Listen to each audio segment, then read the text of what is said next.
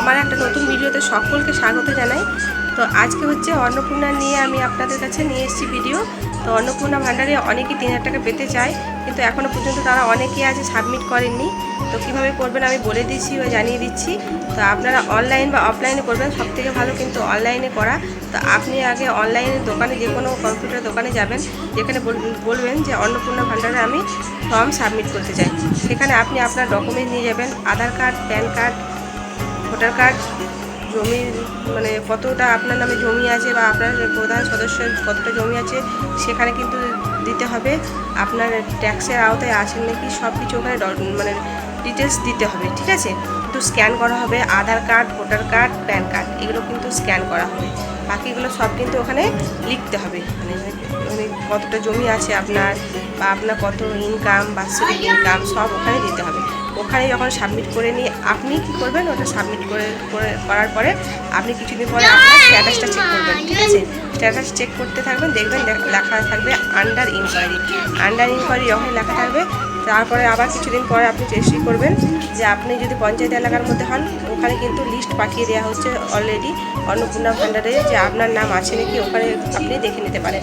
অন্নপূর্ণা ভাণ্ডারে যদি নাম আপনার থাকে, অবশ্যই আপনি আবার স্ট্যাটাসটা চেক করবেন, দেখবেন অ্যাপ্রুভ দেখা আছে নাকি।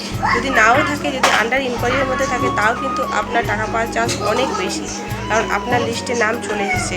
কারণ আপনার ভেরিফিকেশান করে তবেই আপনাকে সিলেক্ট করছে যে আপনি পাওয়ার যোগ্য, ঠিক আছে। আর এমনও আছে যারা কিন্তু চাকরি করছে, সরকারি চাকরি করছেন, এদের কিন্তু ইনকোয়ারি পুরো মানে দেখবে আগে যে তারা ট্যাক্সের আওতায় পড়ছে কি, বা সরকারি চাকরি করলে কিন্তু পাওয়ার চান্স নেই বললেই চলে।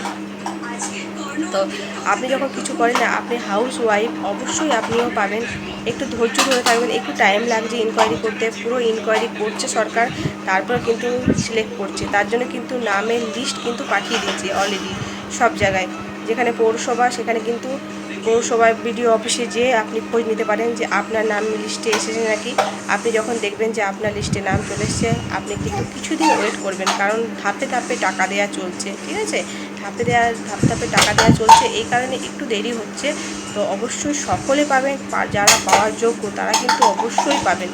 আর যারা পাওয়ার যোগ্য নয় তারা কিন্তু কী করে পাবেন, কারণ আপনাদের তো সব কিছুই আছে, তাই না। আপনারা ট্যাক্সের আওতার মধ্যে পড়েন, আপনি চাকরি করেন, আপনার ভালো ইনকাম আছে, তাহলে কী করে আপনি পাবেন।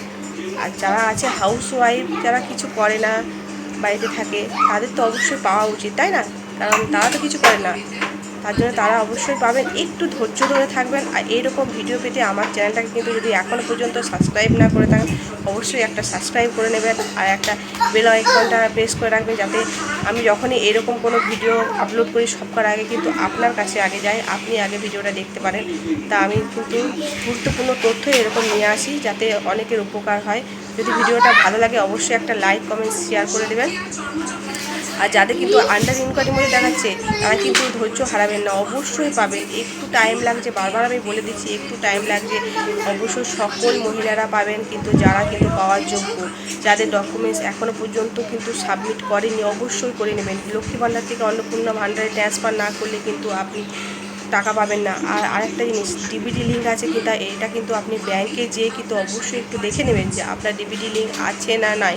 যদি না থাকে অবশ্যই করে নেবেন। আধার লিঙ্ক আছে নাকি সব দেখে নেবেন, কেওয়াইসি আপডেট আছে নাকি সব দেখে নেবেন। কিন্তু আপনারা কিন্তু তাহলেই কিন্তু আপনার অ্যাকাউন্টে কিন্তু আপনি ৩,০০০ টাকা পাবেন, ঠিক আছে। এটা কিন্তু আপনি ব্যাংকে যেয়েই আপনি জানতে পারবেন যে আপনার ফোন নাম্বার কি আপনার লিঙ্ক আছে আধার লিঙ্কের সঙ্গে, তাহলে কিন্তু আপনার মেসেজ আসবে যে আপনি টাকাটা পেয়েছেন। না হলে আপনাকে একটা কষ্ট করতে হবে। তাহলে আমি বলে দিলাম কিন্তু যে কীভাবে আপনি অন্নপূর্ণা ভাণ্ডারে কিন্তু ফর্ম সাবমিট করবেন। তো অবশ্যই একবার দেখে নেবেন যে আপনার মানে স্ট্যাটাসটা অবশ্যই একবার চেক করে নেবেন যে আপনার স্ট্যাটাসটা আপনার কী দেখাচ্ছে, এটা কিন্তু মাস্ট, এটা দেখে নেবেন একটু। ধন্যবাদ সকলকে আমার ভিডিওটা দেখার জন্য এতক্ষণ ধরে। অবশ্যই একটা শেয়ারের মাধ্যমে অন্যকে জানার সুযোগ করে দেবেন, ঠিক আছে। বাই বাই, অন্য একটা ভিডিওতে আবার দেখা হচ্ছে।